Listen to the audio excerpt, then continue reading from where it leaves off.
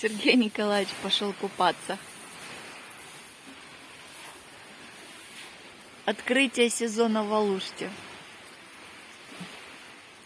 Повернись, скажи хоть что-нибудь.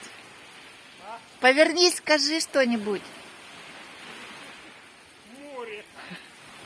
Здрасте хотя бы. Ладно, иди плавай. Море, дождик. Похудел слегка.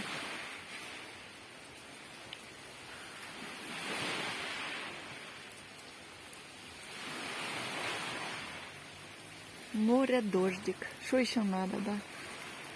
Все, поплыл.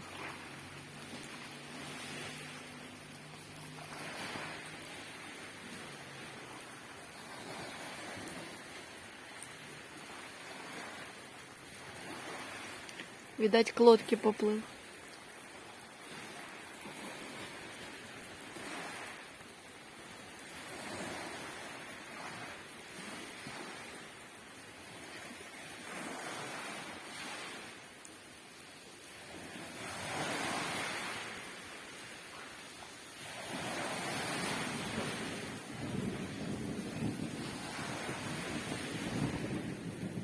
Гром гремит.